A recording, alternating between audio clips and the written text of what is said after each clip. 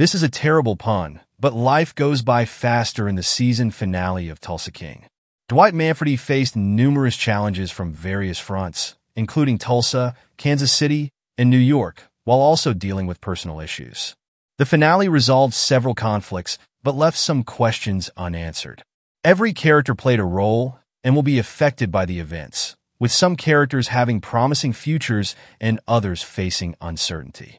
The episode featured a surprising death and other unexpected twists that require a deeper explanation.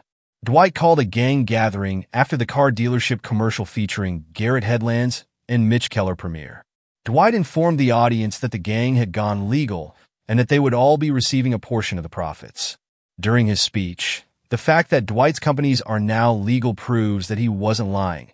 He never did anything illegal with a bread-to-buck or even a higher plane. He used MedHat's funds to buy the wind farm because Cal Thresher voluntarily transferred ownership to Dwight. Even his cannabis farm is within the law. There will be more gangster action in Tulsa King, even though Dwight and his group have gone respectable. Still, Dwight committed a slew of felonies in his pursuit of corporate domination, and he may face legal consequences for his actions down the road. Even Bill Beavis seemed to have only found temporary satisfaction. He may yet attempt to unseat the general again. But the biggest plot development in Tulsa King Season 2, Episode 10, is the most convincing reason why Dwight might not get to manage a true empire. A mysterious SWAT team abducted Dwight Manfedi from Margaret Deo's home in the closing moments of Tulsa King Season 2. Dwight was taken to an anonymous building by the strike force and placed at an interrogation table. An unnamed individual then informed him, "You work for us now." The identity of the kidnappers is a mystery, although they appear to be affiliated with a clandestine government agency. Tulsa King, Episode 10 of Season 2 hinted that the United States government was after Dwight's talents for nefarious purposes. A few days prior to Dwight's abduction, the FBI agent working on his case stated that he was required to provide headquarters in D.C. with all of the information they had regarding the general. That suggests they had ties to the U.S. government, but their operations seemed to have been entirely under the radar. No one on their team was wearing a uniform or carrying identification, and the place they brought Dwight didn't resemble a correctional facility. Someone in the government with questionable motives appears to be planning to utilize Dwight Manfedi, albeit for what purpose is unclear. From the start, Tulsa King has been conveying a fairly consistent message, and the conclusion of Season 2 has only served to reinforce that message.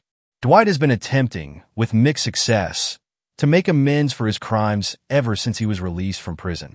Season 2 of Tulsa King saw both his successes, making peace with Tina and letting Joanne live with him, and his failures, such as Tina's return to New York.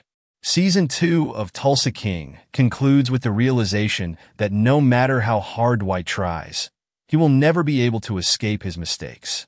In the second season finale of Tulsa King, Dwight's confession that he had gone legit was arguably the most thematically significant element. Just when he thought he had finally put his gangster ways in the past, he was sucked back into them. Just when he was about to find a way to put his violent past behind him, he was abducted by an unknown gang that seemed to have illicit plans to exploit him. In spite of his best efforts, Dwight's violent criminal tendencies will always be there.